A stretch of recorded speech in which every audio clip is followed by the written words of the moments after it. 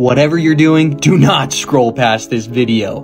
The information within it could change your entire outlook on the Earth, God, and the universe itself. Everybody knows the sun governs our 24-hour day. The moon governs the months, 28 phases, creating moons. That's why we have lunar calendars. Stars give us our 365-day year because they realign in the exact same spot every 365 days.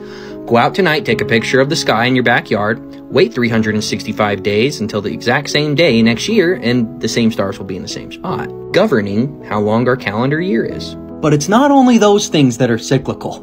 Meteor showers, I found out, are cyclical. We pass by the same 4 meteor showers every single year around the same time of the year. And you have to believe that we're being yoinked by the sun around a black hole flying by the same rocks every year. Now, why am I telling you these things? Why would I say this? I want you to go watch a 5-minute video on the Big Bang. I want you to listen to them talk about dark matter, dark energy, these things they don't understand. I want you to watch videos from people like Astro Kobe talking about the Big Bang, where he's like, oh, what was before the Big Bang? Nothing. They actually theorize in colleges to adults that there was no space and no such thing as time before the Big Bang. Oh, and TikTok, this is all just a satire video. Well, what the heck is Admiral Byrd doing in front of a flat Earth map in an interview? These guys are running around acting like they know what happened 1 second after an event that happened 15 billion years ago. That is the definition of pseudoscience. And it's plagued all of astrophysics, unfortunately. The point of this is to show how, what's the right word, loony all of the people that believe in this are. The sky being completely cyclical does not add up from a random expansion from the center of the universe, especially when it has so many admitted problems. Check them out. Let's go into my modern book of pseudoscience, shall we? So, when we open this baby up, problems with the standard theory of the Big Bang? The horizon problem, let's talk about the horizon problem. The horizon problem, very simply put, is the cosmic microwave background that is imaged from the Earth is almost essentially smooth. They observe the same temperatures across the entire sky of space. Does that make sense if we came from a central location, from nothing, and all of these different suns are different temperatures and things? Like, why would it look similar all across the board? Big problem. This is obviously my favorite one. Why is the universe so nearly flat? Well, let me get this, guys. You think that the Big Bang, an explosion, usually shoots out in spheres. You think the entire universe being flat, like the Earth, adds up? I'm telling you this because the Earth's flat. There's no such thing as space. There's no such thing as black holes. We are not moving. We are stationary. We will never be killed by meteorites, thankfully, because space is fake. Look more into it. Have you ever heard a religious believer in the Earth being a ball claim that Eratosthenes proved it hundreds of years ago? Well, today, we're going to completely destroy that ideology. Stick around. First off, the angles of the shadows cast by the sun being different at different longitude and latitude lines is not exclusive evidence that the terra firma, or the Earth's surface, is convexed. Okay? Get that straight. If the Earth is flat, which it is, and the sun is local, which it is, it would cast those same shadows, as you see on these two models. It's not definitive or exclusive of either model. Again, very obvious for the critical thinking. Eratosthenes proved nothing. Look, these two bottles, under a local light, cast different shadows. But let's dig a little more. Let's see exactly how he got his calculations. Eratosthenes divided 360 by 7.2 and got 50, which told him that the distance between Alexandria and Syene, 500 miles, was 1/50th of the total distance around the Earth. See this number right here? How did Eratosthenes get the 360 degrees assumed sphere that we are living on, apparently? He assumed it. That's it. He assumed the Earth was a ball, took the degree of the shadow cast, divided it, and told everyone it proved the Earth's a ball. That's called a begging the question fallacy. Eratosthenes proved nothing. There's no definitive evidence that we are on a ball spinning and orbiting the sun. If you need to share this with a zealot, a globe zealot, please do. Share it with them so they can get angry and realize they're a part of a religious dogmatic belief that the Earth's a ball. It's not provable. There's no exclusive evidence the Earth's a ball. Have a great day. As you guys are fully aware, there's no evidence that the Earth is a round ball orbiting, spinning, precessing around the sun. Oftentimes, people will actually insanely, egregiously claim that you can see the curvature of the Earth from upwards of like 30,000 to 40,000 feet. Today, I'm here to check those heliosexuals. Here is the priest of scientism, Neil deGrasse Tyson himself, an astrophysicist, by the way. If you're just a normal guy, normal girl, do you think you know better than an astrophysicist about the shape of the Earth and what altitude you'd see the curvature at? Let's hear from him. Good, this size, the International Space Station would be orbiting about a half an inch above the surface. And that dude who jumped out of a perfectly good balloon, what's his name? Felix Baumgartner. He would have been about 2 millimeters above the surface of this globe. That's his edge of space jump.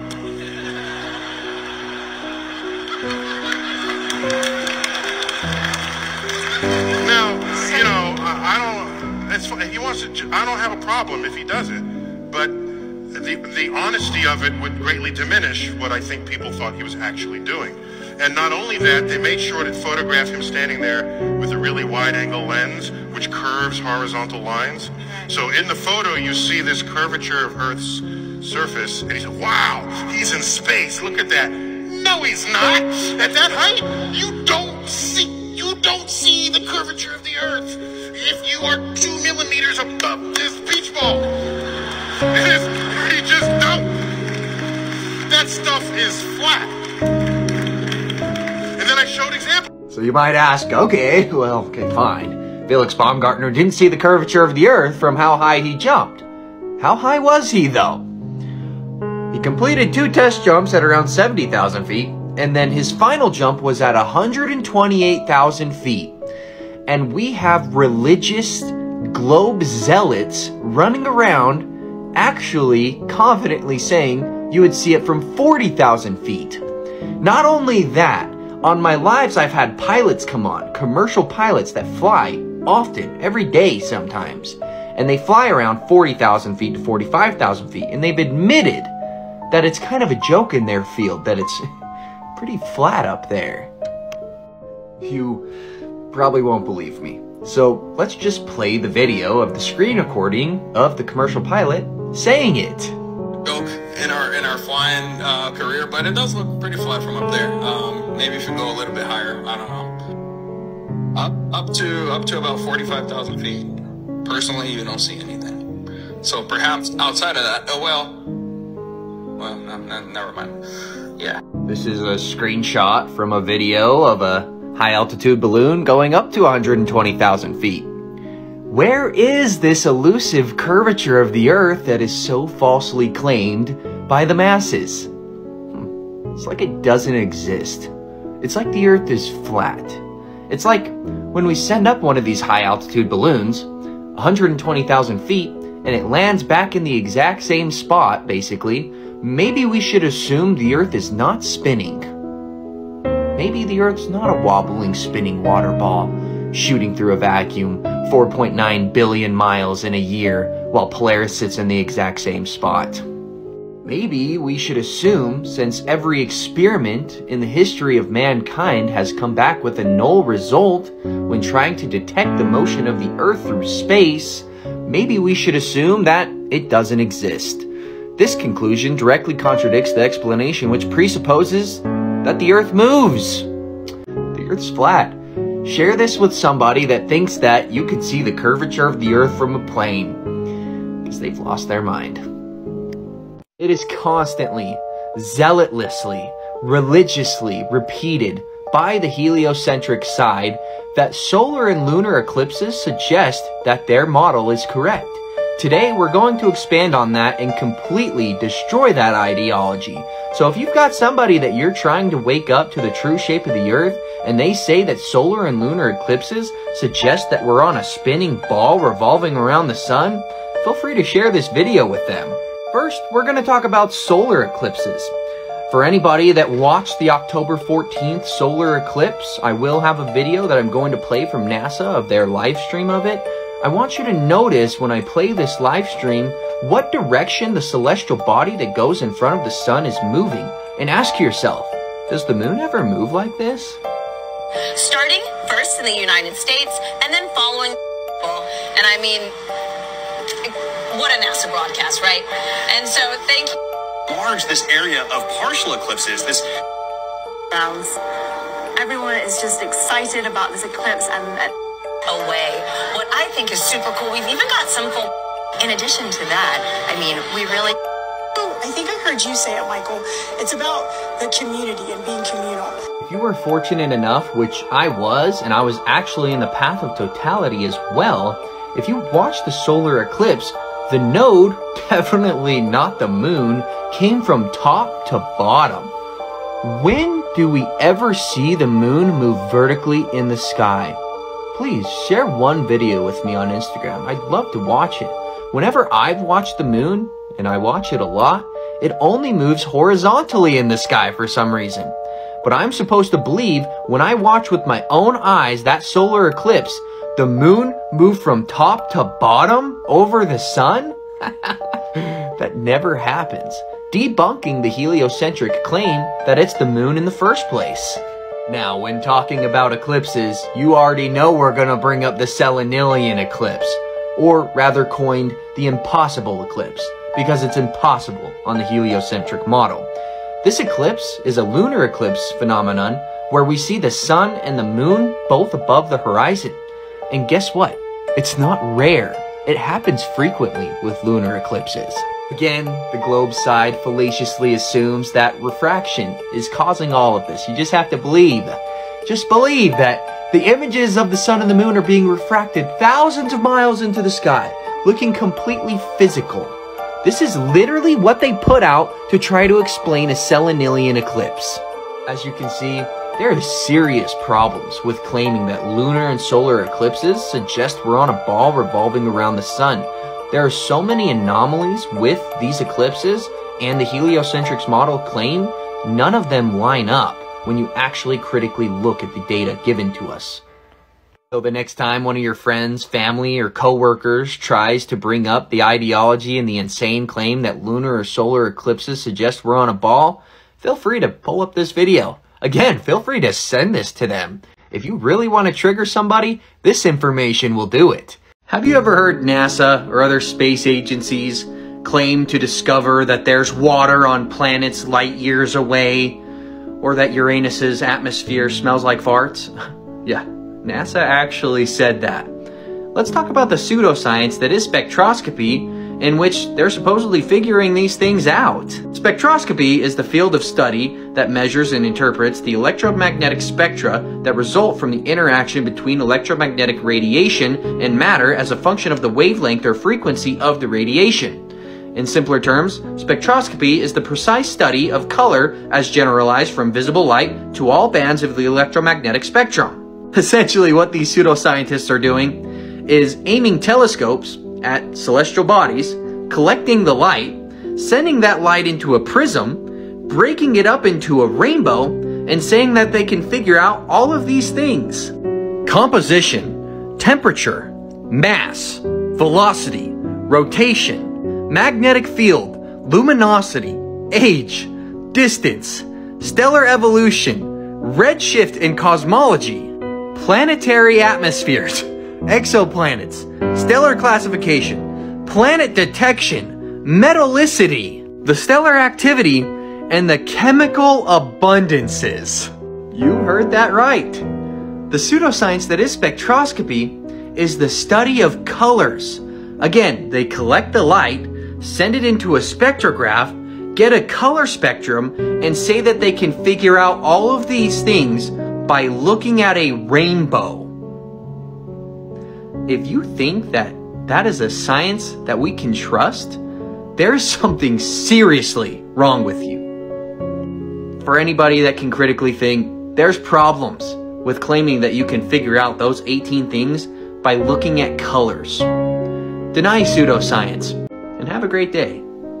By now, everyone's gotta know, NASA is the #1 consumer of helium annually every year.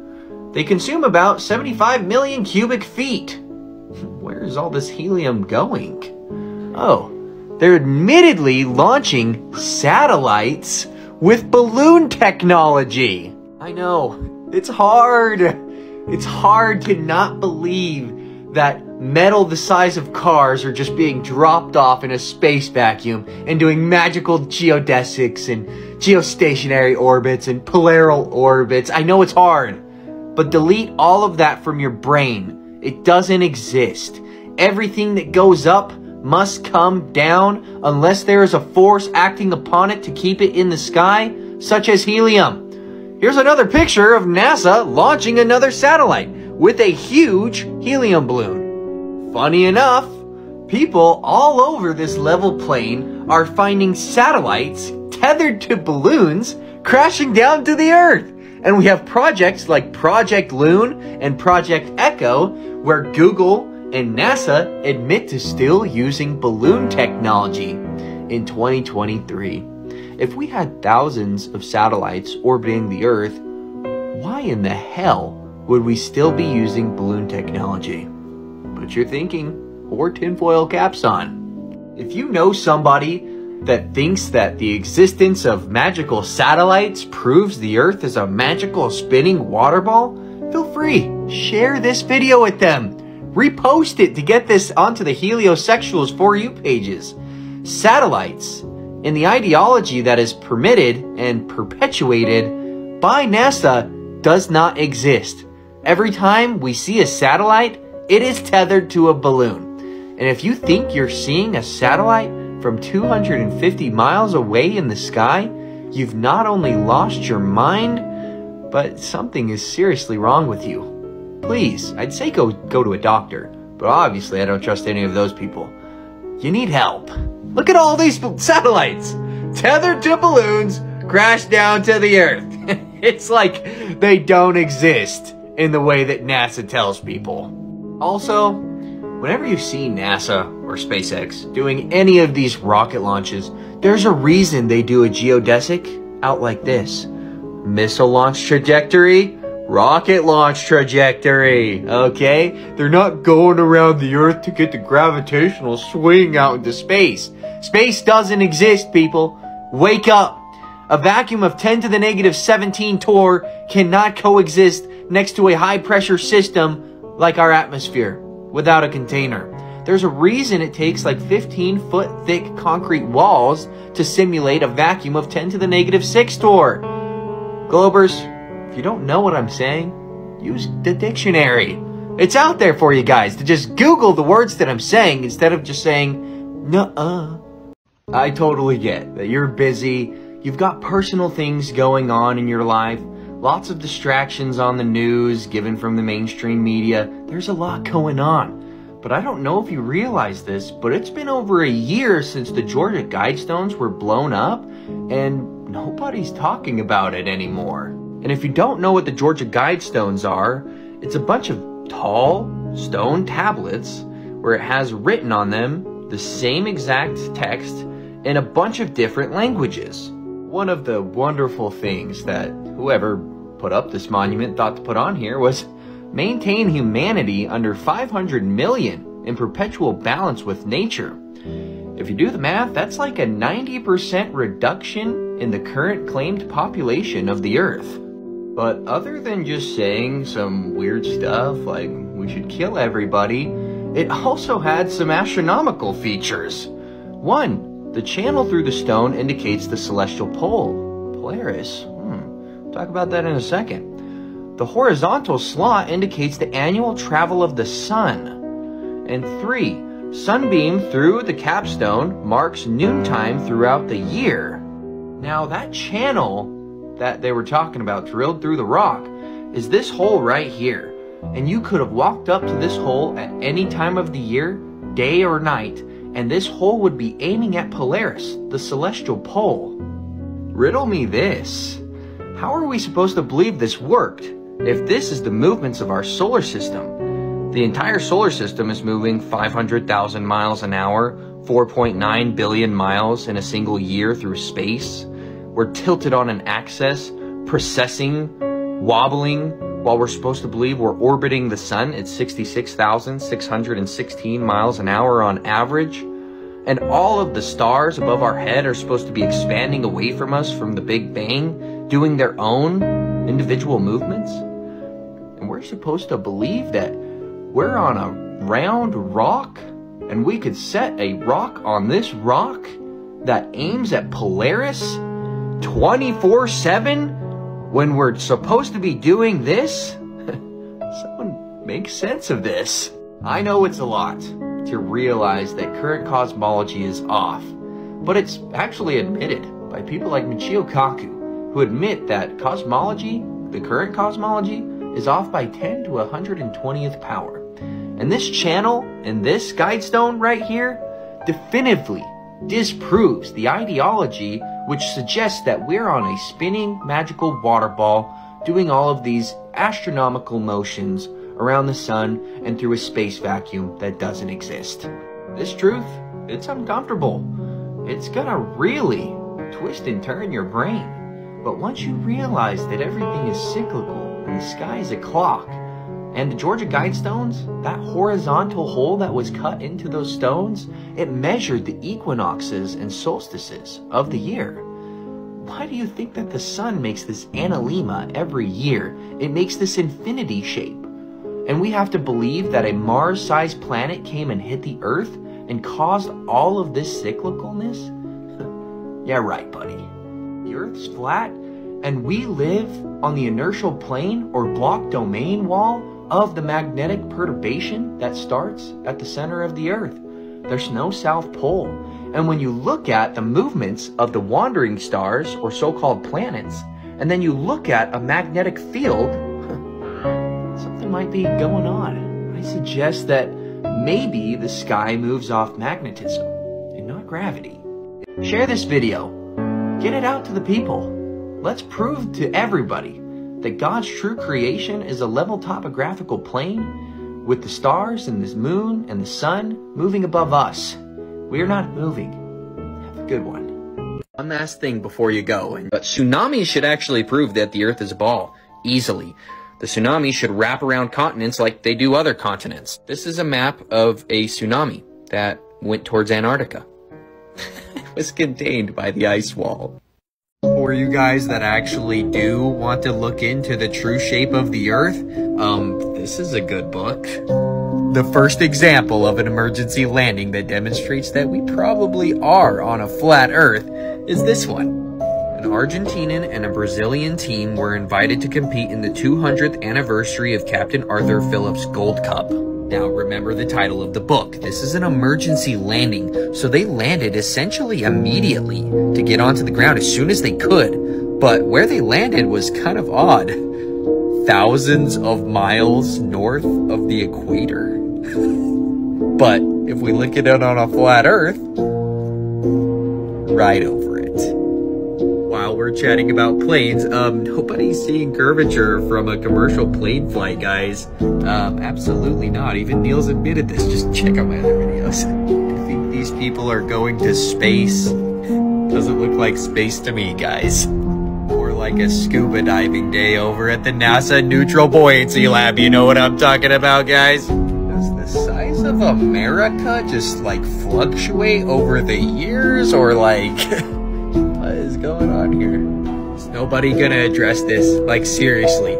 I've never heard a logical argument for how we have air pressure in our atmosphere with no container. This is insanity.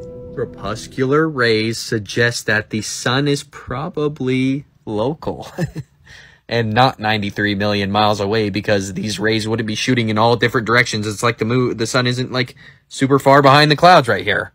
Circumnavigation is possible on both models, guys. So just because somebody said, just because Amelia Earhart went around the world doesn't mean that the Earth's a ball. It just means that she just went due west. The flat Earth map dates back over 1,000 years. This map is credited to being created by a Persian astronomer. His name was al-Biruni, and he lived from 973 AD to 1048 AD. It's the official map of the United Nations and also of the United States Geological Survey. It used to be present in many places before the creation of NASA and the Antarctic Treaty in 1959. Here you see it with Admiral Byrd. This map has been restored by Dmitry from Russia with suggestions of mine, Eddie Alankar, known by my YouTube channel Flat Earth Banjo. I asked Dmitry to include the Bermuda Triangle and Point Nemo, a place deep in the Pacific Ocean where NASA buries rockets. Then Robert Tozzi, a professional map maker, came along and enhanced the map even more. There are many people now selling this map online, but if you could order it from my online store, I would greatly appreciate it. Visit my store now and order one of the items. I humbly thank you.